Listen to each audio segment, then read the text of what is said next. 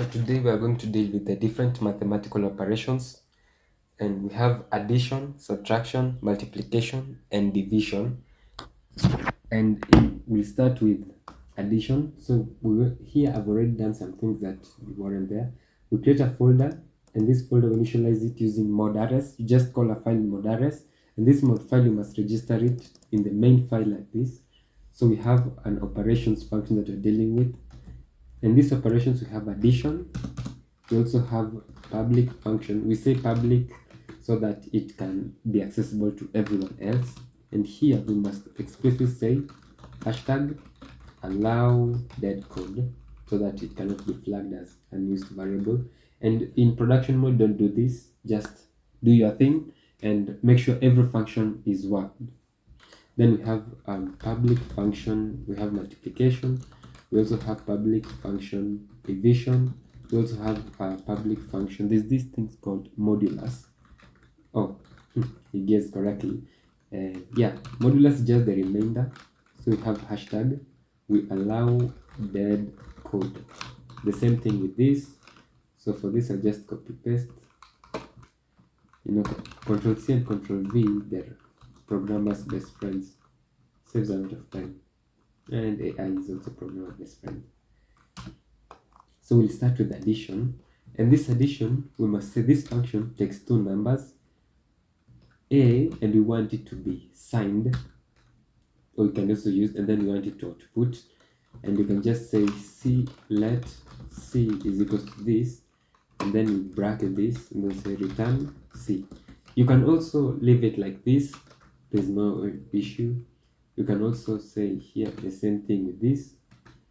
You see, this code editor, I don't know what they are, but they're man's best friends. I don't want to be gender biased, but I can say they're every programmer's best friends. So I have all my functions here that have not been initialized. I have to initialize them in this specific file mod.rs. This is just for organizing my code. So I say modulus operations. Yeah, then I save it. You see all my file will be highlighted. This is Rust. I don't know Rust code, Rust formatter, cargo format. I don't know, but it's very good. It helps to know which files have not been registered in the main.rs. So I'll save it. This is cargo format doing its best, and this I don't use this import. So I'll save it, and we'll try with our operations. The first one was addition. The next one was So we want day 4, which is what I'm interested with. Operations run. What does this run use? So they're saying I can import public use operation, every operation, and then I can call this function in the main.rs.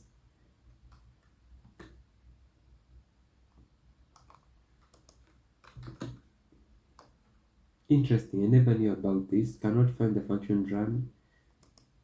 Okay, so we can have a global function.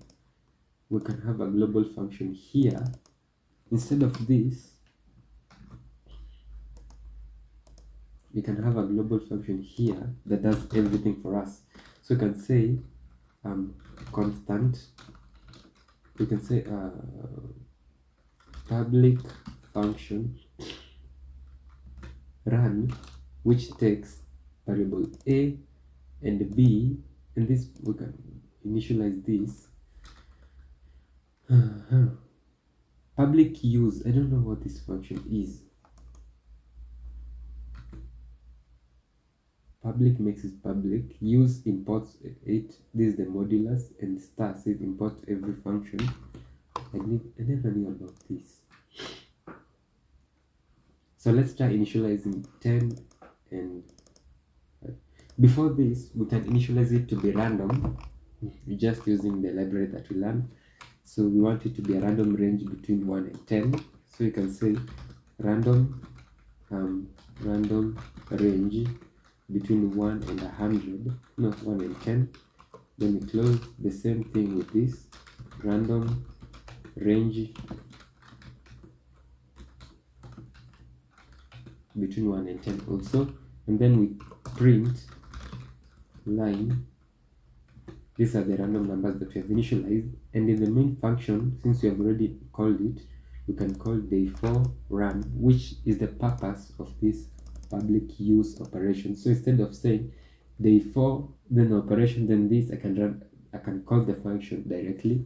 I can also call the function separately if I want. So I expect day4 to run to be showed in my terminal.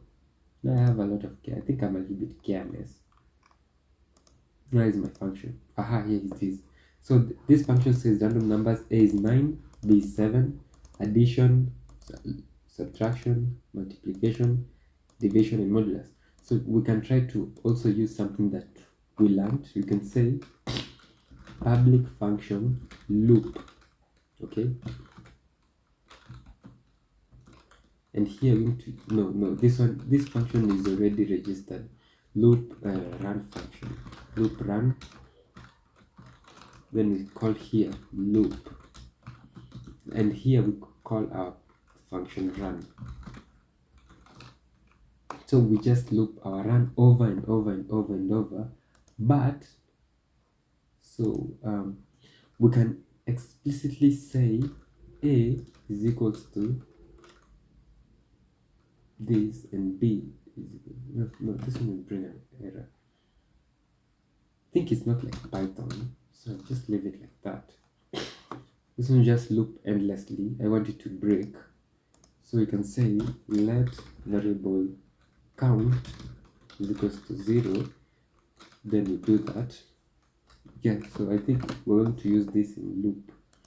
We initialize count, and we want it to be mutable since we want to edit it, and we want every time it runs we count plus 1, and if count is equal to 10, we break the loop. Okay, and we want this operation to happen after the count has been initialized. We save it for cargo format. We also do hashtag. We allow dead code. I thought it will finish for me.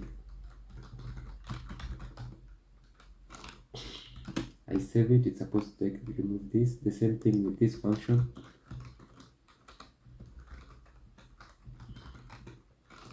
Dead code. The same. Yeah, every function is okay.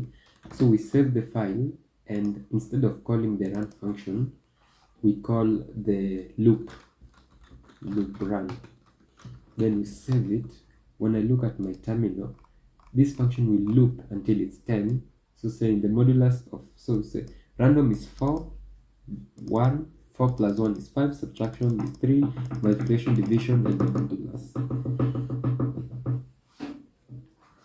And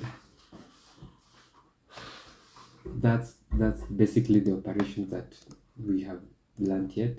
So this is how you easily push your changes. You say run operations. You can just call run operations. Yeah, run operations is better. Then we stage the files. Long ago we used to git add, git commit, but now you just in VS Code everything seems more simpler. Then you synchronize the change, and that's how you are done with your task. The other thing was, what was the other thing? Boolean. So the same, the Boolean type. As in most other programming languages, the Boolean has two values, true or false, and this is how you initialize the Boolean. Let t is true, f is false. Interesting. So we create another file for still the same day4.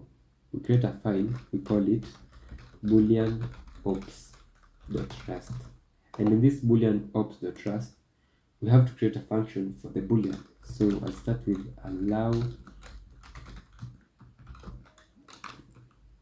dead code.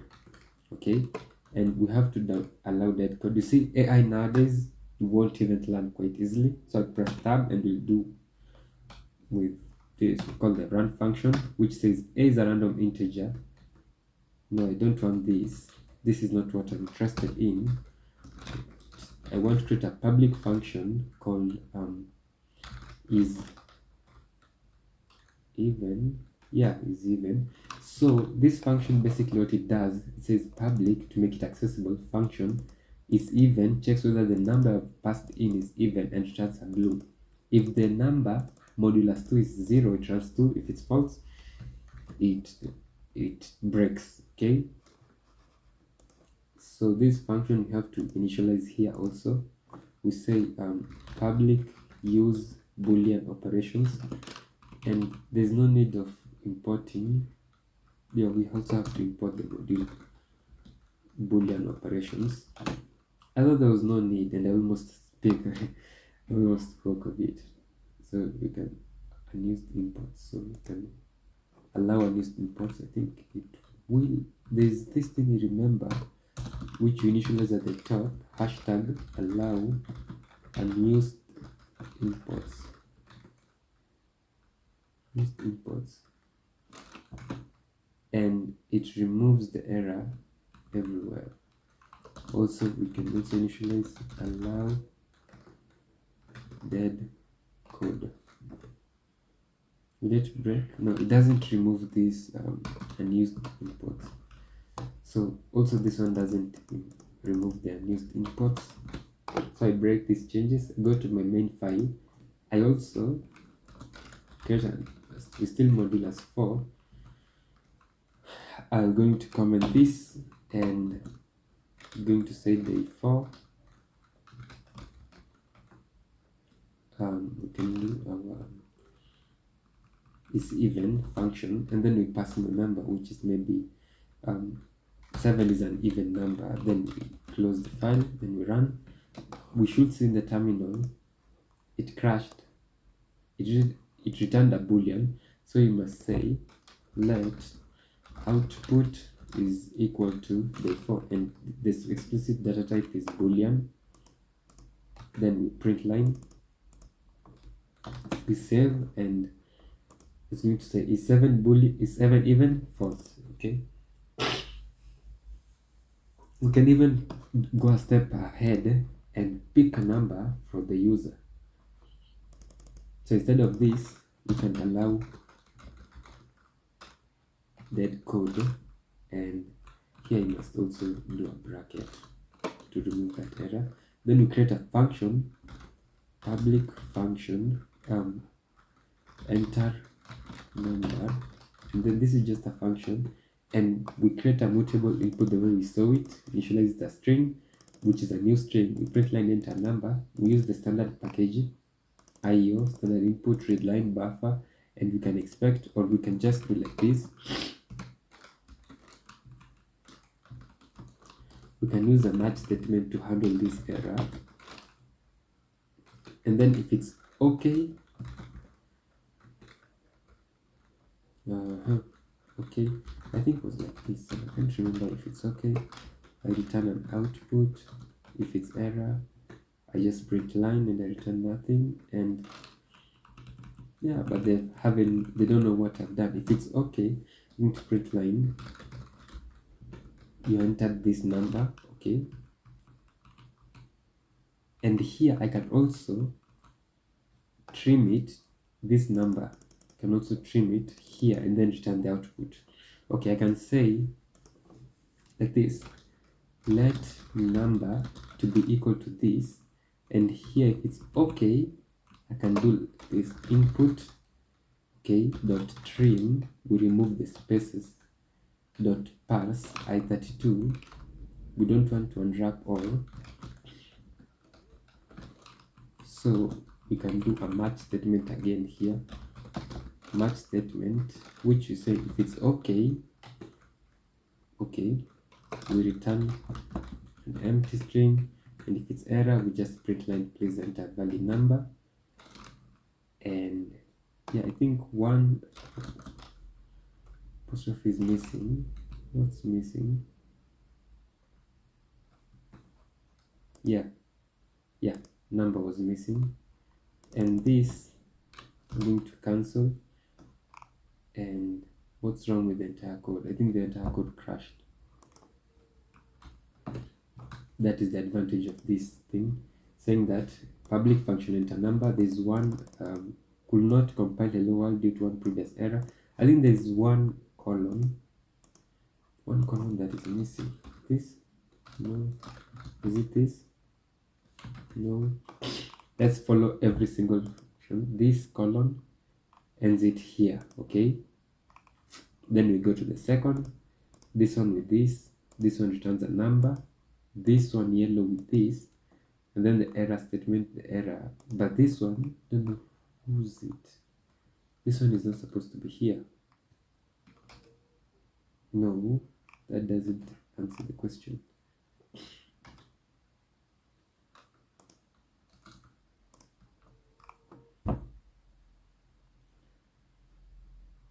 So match that number, which is the match statement standard input IO. If it's no error, we just, this is not the error. So that's where we're going to use the AI currently. Sorry, we're learning.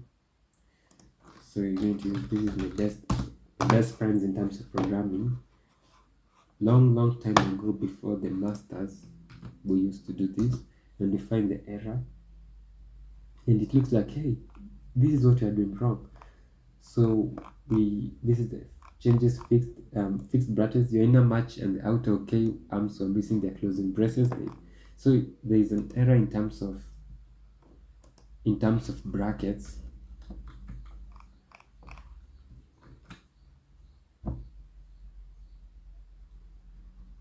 Wahala.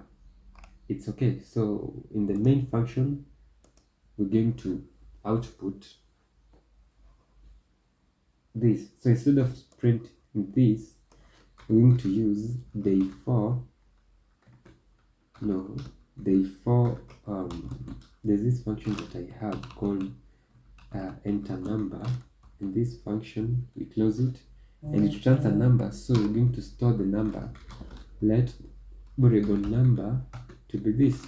Okay, then I print your entered number is this, and we don't want to print this, so we'll save this and we'll come to our number here, and instead of returning the number, because we don't want to return the i32 first, we want to return the boolean data type, and in the boolean we want to call this function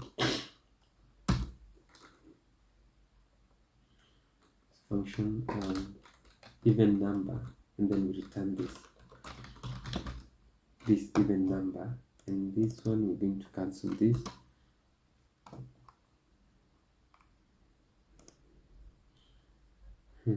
Expected bool find i32, so please enter valid number. So we do something like continue, so we can say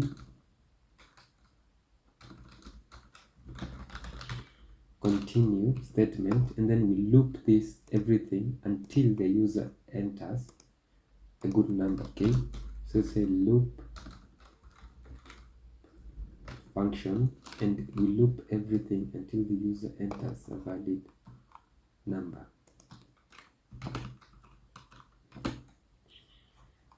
And if the user breaks the loop, there's an error here, we tell the user to continue. But if the user enters a good number, we return n, then we break. Will this function work? What do you think? Will it work?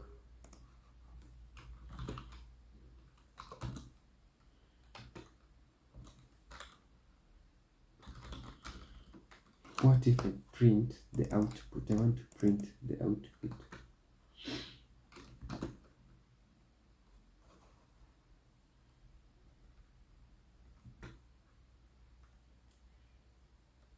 Still, this function doesn't do anything I expected it.